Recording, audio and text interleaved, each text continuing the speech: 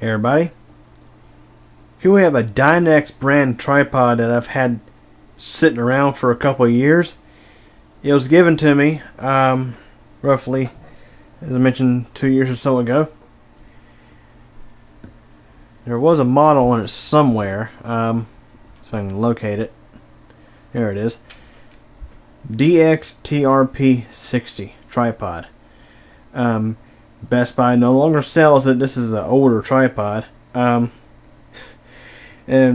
this is one of the tripods that has those daggum quick release mounts that you always lose. And that's the subject of this video today. Yeah, I had two of them for this thing. I've lost them both. Cannot find them anywhere. I could not find them when I moved from my parents' place to the new place. I just couldn't find them anywhere. So here this thing sits unusable because I can't mount a camera to it.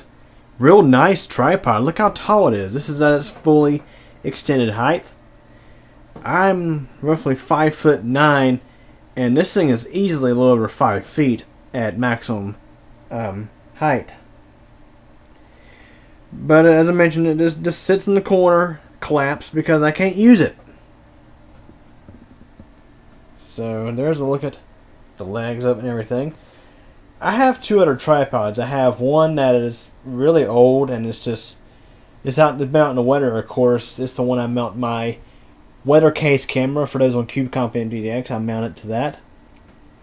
And I have this real cheap Vivitar tripod from Roses. That's again, it's real flimsy, but I use it for my PlayTouch camera. For those on CubeComp MDX, both tripods have quick release mounts, and I usually keep them attached to respective cameras so I don't lose the mounts. I forget how many times I've been scrambling around to find the mount for the Vivitar tripod because it's a real small one. So yeah, that's one thing I can't stand about these tripods is they have these quick release mounts. Yeah, it's nice to just pop your camera right off and things like that, but you always tend to lose these little mounts. And I've looked online, and there are some sites like on eBay that sell ones that supposedly fit, but they're asking like $10 to $15 for the things, and it's like I ain't gonna spend that kind of money to find out that it's not the right one. So, well, I think we know where this is heading. I'm going to hurt this thing, and it's going to work for me. So let's get started. Because one thing that I can't it's come to the point where I can't stand is if I'm doing a laptop repair video, oftentimes I have the camera sitting on my table and my arms are in the way, my hands are in the way. You can't exactly see what I'm doing in some cases. However, with this thing, as you see, it's up nice and high. Get you a good view of the table. Now, of course, it's all loose and everything because like I mentioned, we're going to hurt it. If I can find... This is the piece that actually goes in and strengthens it up.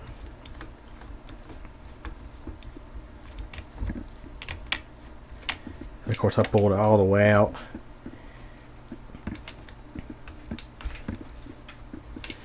See, I have this JCPenney mount. This came off of an old aluminum tripod that I used to have. The legs broke on it back in, I think, 2013. Really nice tripod. And of course, as you see, no dumb quick release mounts to lose. It's all built in. And getting the camera loose to this thing is not too difficult. You just unthread you just unthread the tripod mount and off it comes. The socket it's real simple. And on the bottom it has a 1/4 inch mount where it came off the old tripod. I saved this because I had a feeling I could probably use it for something someday.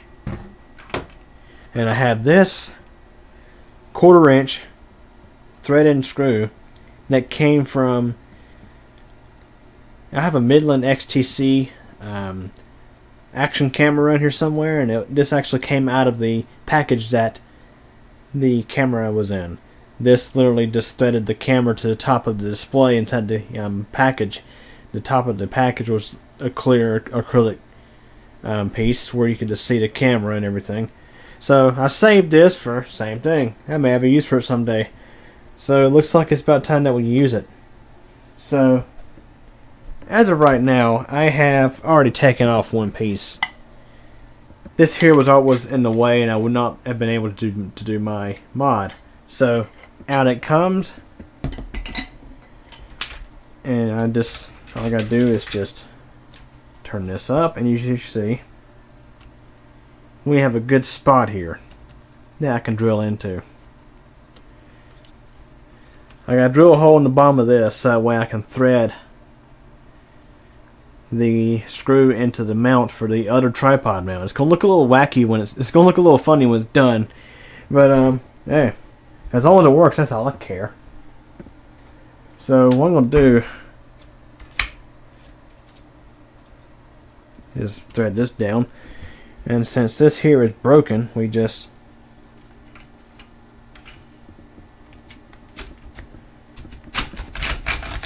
push it down like so. Tighten that back up, and just take our drill and just let it rip right here. Doing all this one-handed to hold the camera in one hand. That's what tripods are so nice about.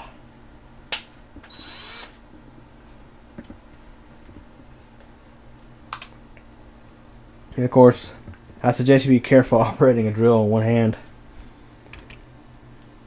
Right in the center should be a good spot. Matter of fact, before I drill in, this piece here should come right out, and there's going to be a spring in there, so it's going to go probably flying across the room. Get that out of the way. Oh yeah. Close my eyes.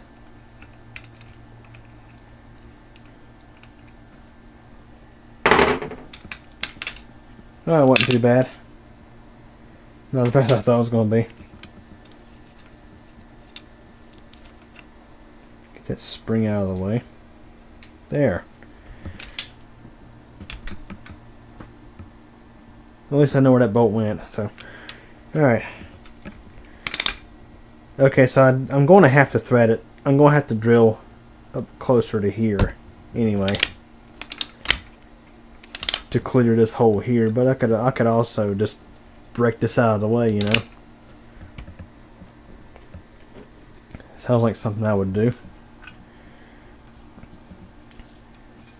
It's gonna look like this when it's all done. So it's gonna have two control arms, but of course I'll use the bottom one. And one reason why I'm doing this is that way it retains the ability to turn this whole thing on its side, which would be nice for when I'm taking pictures.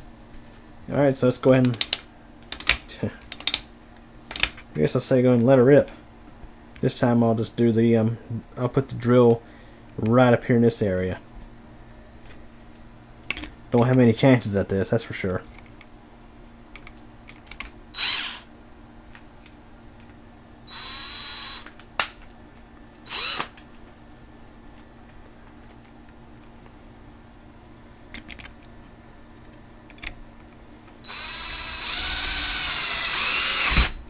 Well, that was quick. Nothing to it.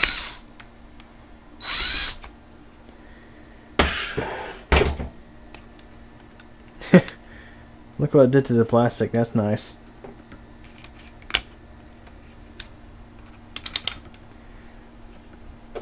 Clean that hole up a little bit better.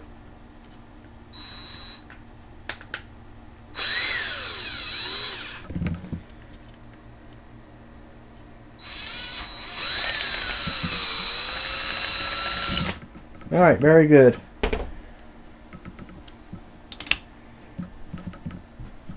I'm going to stop video for a moment while I mount this.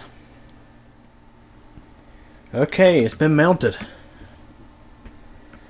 And not too bad actually, because the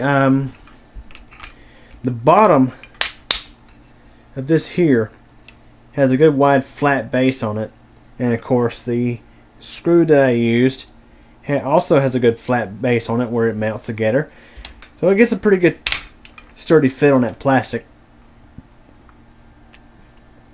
It's kind of interesting how I have two levers on here, but and of course one can be used.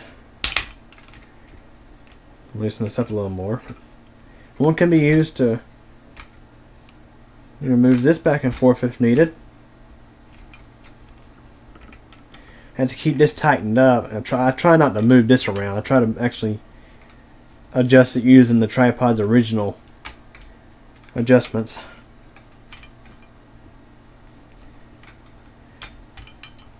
May look kind of funny, but hey, all it works is all I care is that it works. Take this opportunity to mount a camera one-handed. I put the PowerShot A470 on there. No, sorry, A480.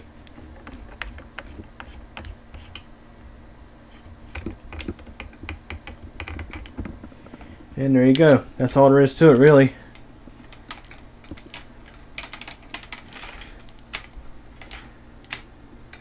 You have two operation levers, almost like a car with two steering wheels. Yeah, as long as it works, that's the key thing that I care about. So finally, I can use this thing. So hopefully that should mean better videos. At least the videos of me working on stuff with this handy. So there you go. I've modified this thing to actually make it useful, since I've lost all the quick release mounts to it. And if I wanted to, I could still use, if I were to acquire the quick release mounts, I could still use them, because all I did, I just tapped a small hole in the original plastic, and it wouldn't take much to restore this thing back to its original functionality. Anyways, if you guys enjoyed this video, thanks for watching. Hey everybody, I sure hope you guys enjoyed this video from Q Computer Channel. Remember to like the video, subscribe to Q Computer Channel for more updates, and remember to tick the bell so you actually get notified of these updates. Did you know that I am also on a second channel that's CubeComp MTDX? Over there you'll find videos of bicycling, weather, elevators, and all sorts of other neat and interesting stuff. Feel free to subscribe to that channel as well. And again, I thank you for your support, and thanks for watching this video.